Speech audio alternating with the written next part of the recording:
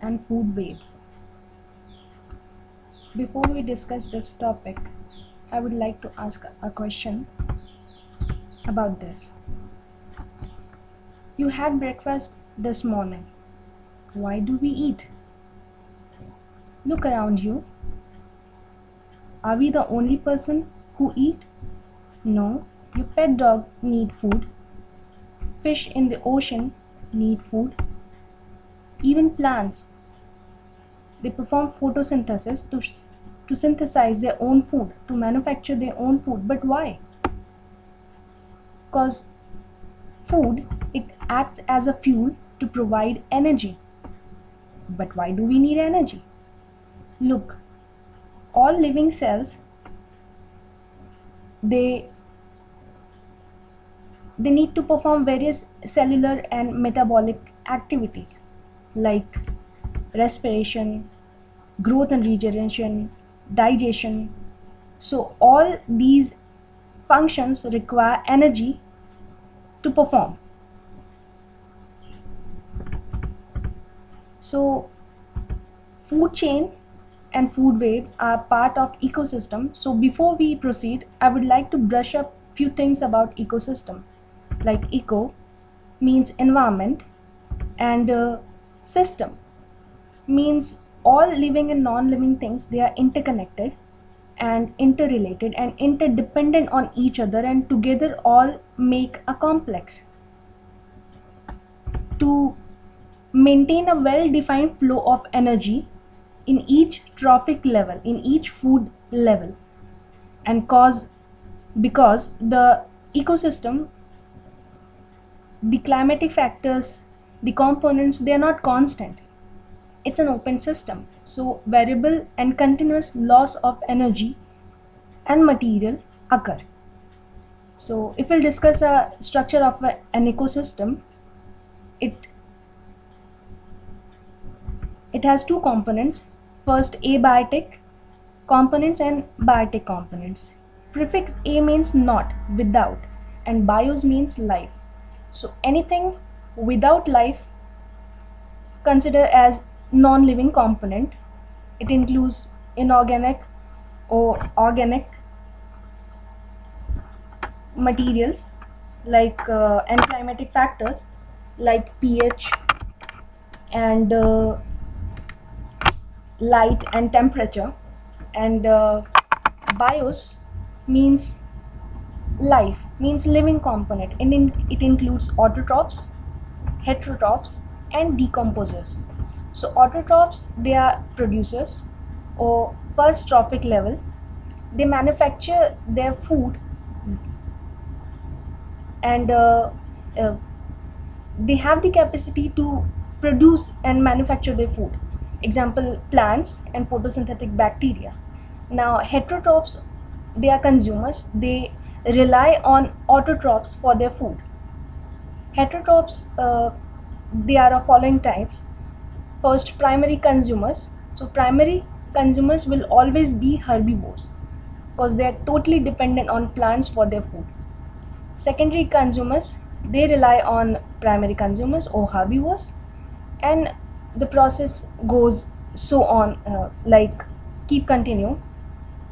The tertiary consumers who rely for food on carnivores, and finally the top carnivores, which cannot be hunted for food. But that doesn't mean these top consumers, they are not helping in our ecosystem. Now after all these, decomposers comes. So when a top consumer dies, or a herbivore die, or autotrophs die, these decomposers, they break down the organic material and helps to revert back to the soil to maintain a nutrient cycle, because these nutrient will again taken up by the plants, and the cycle will continue, and these decomposers helps to helps detrivores. They live on dead and decaying material. So detrivores, they act as a consumer, and then the secondary consumer will eat this, and the cycle will goes on.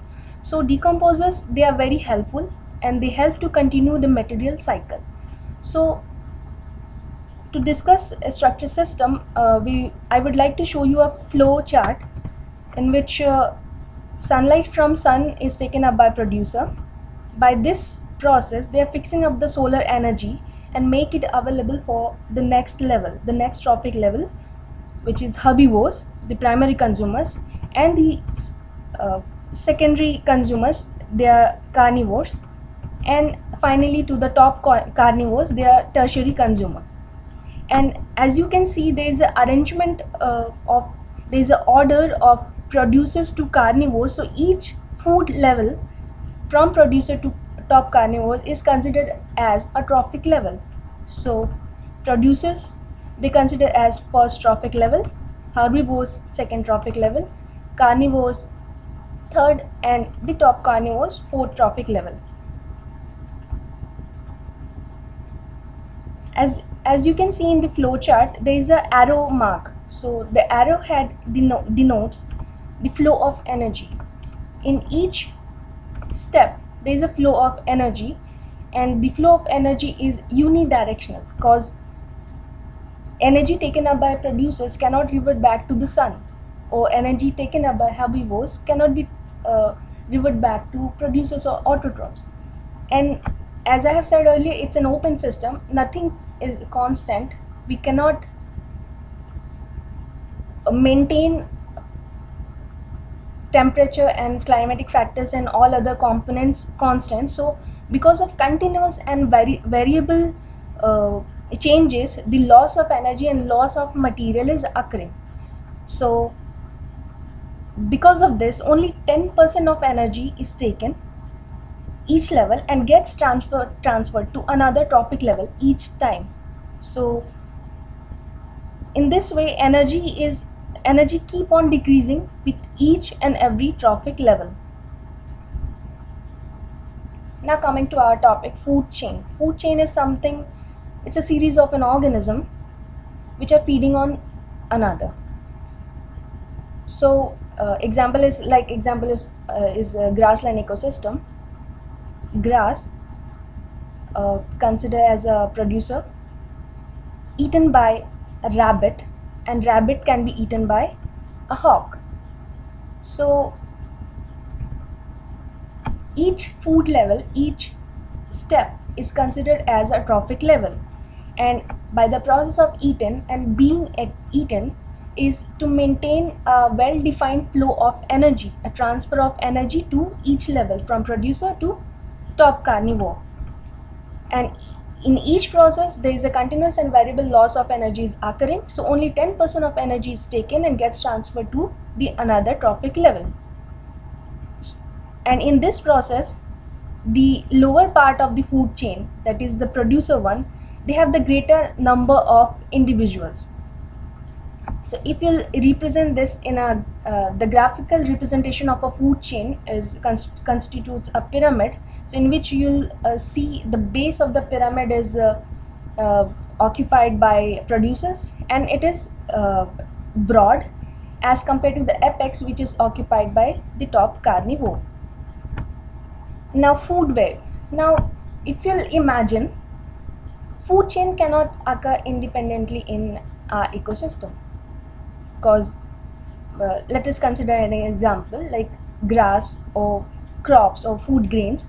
Primary producers can be eaten by a grasshopper, grass can be eaten by a rabbit, and crop can be eaten by mouse. Now grasshopper can be eaten by a lizard, and mouse eaten by snake, and lizard in the end eaten by hawk.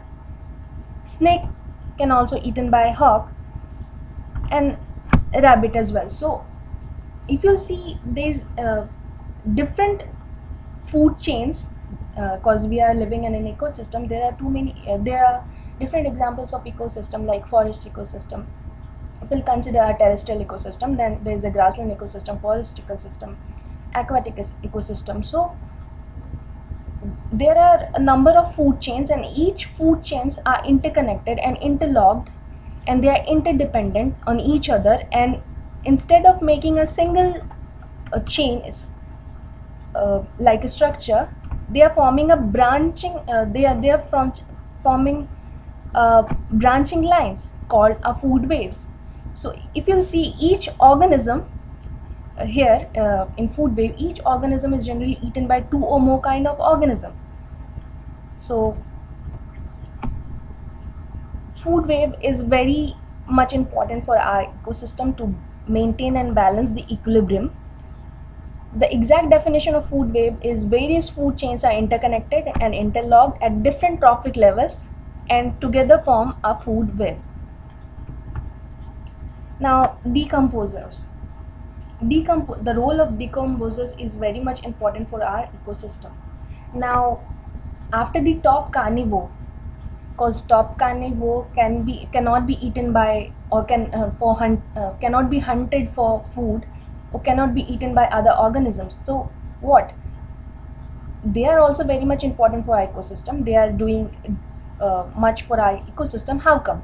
Like if they'll die, if the top carnivore will die or a herbivore will die or a plant will die, then decomposers come and start acting on it. They start degrade the biodegradable material and revert back it to the soil, and from soil it will again taken up by the plant. So here is an example of a lake ecosystem in which a fresh litter or dead organic matter can be eaten by decomposers or saprops. They are helping in degrading the biodegradable materials, and around this detritivores gather and help in decomposing. Now detritivores are acting as a consumer. So if they are a primary consumer, then there will be a secondary consumer who will eat detrivores. So here in the lake ecosystem, game fish are detrivores eaten by game fish.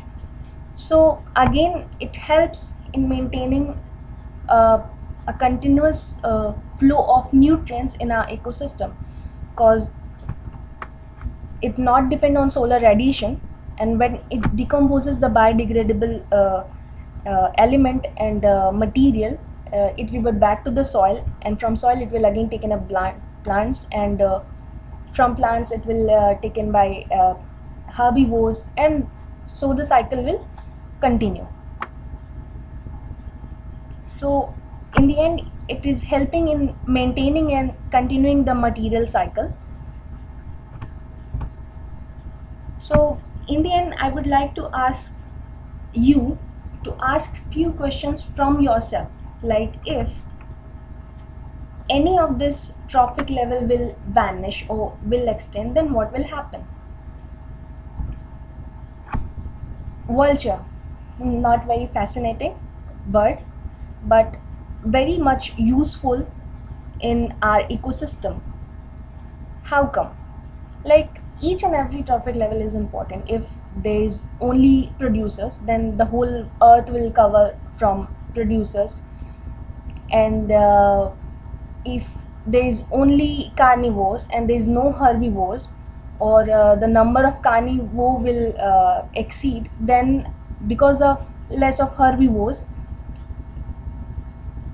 like if there is herbivores only, then they'll eat all the producers, all the green plants, then the whole earth will be without herbivores or producers. So each trophic level has its own important on the ecosystem. So vultures, they are very much important for our ecosystem. They help to clean up our environment, and like whenever there's a death of a top carnivore or a herbivore, vulture come and consume the meat of a dead animal very quickly. So by this way, they are helping to reduce the pollution. They are helping to maintaining our ecosystem, and it reduces the risk factor, because around the dead and decaying animal there will be a large colonies of insects. They'll gather around dead bodies. So by quickly consuming these meat of a dead animal, it is helping to reduce the pollution and exceed the amount of dead reservoirs. So we need to protect each trophic level of our ecosystem. So if any of this trophic level will extend, then the whole idea of ecosystem will collapse. So vultures are also threatened these days, because we are not using biodegradable fertilizers or pesticides. Animals eating these, there's accumulation of chemical in their body, and then vultures are consuming it, so it is very threatening to them. Now there are so many environmental activists. I would like you to search about them, like Jane Goodall. She's working for chimpanzee wildlife conservation of chimpanzees. Erin Brockovich, she uh, she found a company which were not taking good measurements of wastewater managements, and they were pouring a chemical directly into water bodies, which were very harmful for the particular area. So there are so many environmental activities, and they are a key helping to preserve and protect our nature. So why I'm talking about this? So there is another topic called biomagnification, in which, what if there is a non-biodegradable element, then decomposers cannot degrade this. So if meat, fruit or vegetables, they are contaminated with these pesticides and chemicals, and unknowingly these chemicals will come to your plate. How come? Because they unknowingly they'll enter in our food chain, because these chemicals, which are not biodegradable, they can be present in soil, remain in soil, and can be used by a terrestrial plant through soil, and from terrestrial plants to herbivores, and we can eat that herbivores because we are omnivores, or that herbivores can be eaten up by a carnivore. So there will be a accumulation of that chemical, a harmful chemical in that organism, and if this chemical are directly poured into aquatic ecosystem, aquatic plants will take this, and fish will eat, and this harmful these plants, and we'll eat that fish. So unknowingly this material, the harmful chemicals, they are coming to our plate. So as we are man or top carnivores, we are at the top we are at the top trophic level. So the accumulation of these chemicals will be much more in our body, and they'll be harmful. So we need to use biodegradable materials and a proper waste management system, wastewater management system. So here's a question: what are trophic levels? Give an example of food chain and state the different levels of trophic in it. So trophic levels are in a food chain, there are different food levels. Each food level is considered as a trophic level.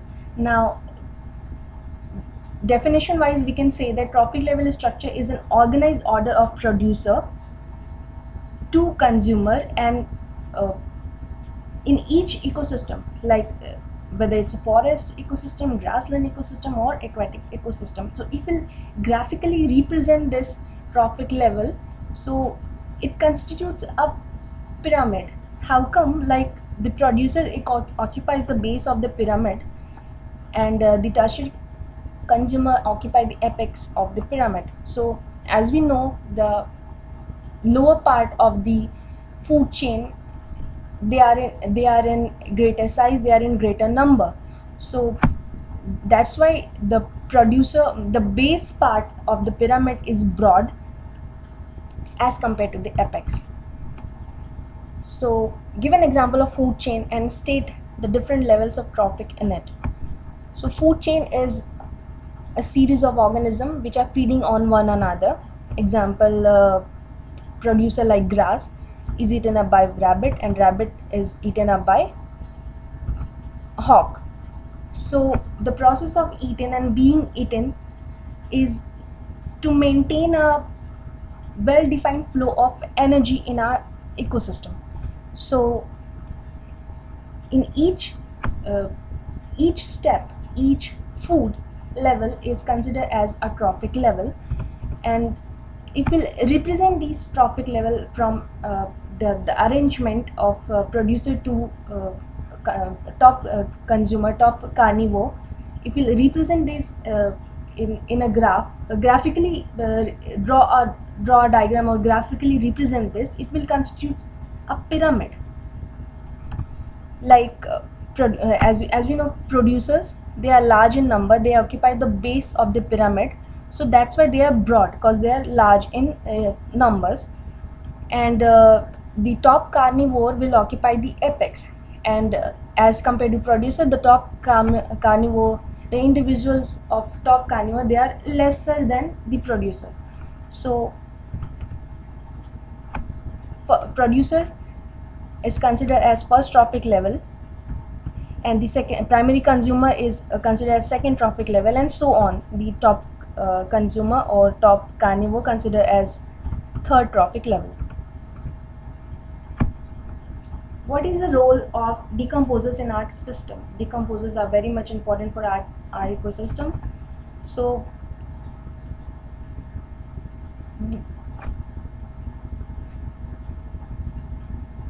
before we proceed, I would like to show a flow chart, a diagram in which all components of our ecosystem, whether it's abiotic or biotic, they are interconnected with each other, and they are helping, and decomposers helping to maintain in maintaining the continuous flow of nutrients in our ecosystem.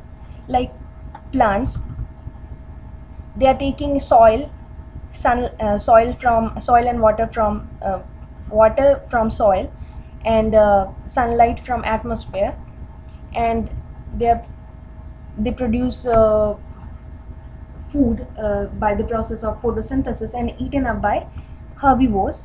And by this way, they are fixing the energy coming from the sunlight and transferring it to another trophic level, which is herbivores. Now herbivore can be eaten by carnivore, and if this producer or plant is dead, or herbivore is dead, or a top carnivore will dead, then decomposers come into an action. What decomposers do, they degrade the biodegradable substances in these dead bodies. They help in decomposing them, and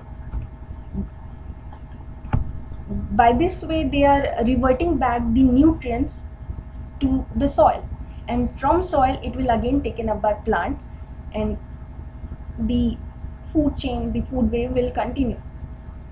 So decomposers, for decomposing, detrivores come into an action, and they gather around the dead bodies, so these detrivores consider as a consumer as well.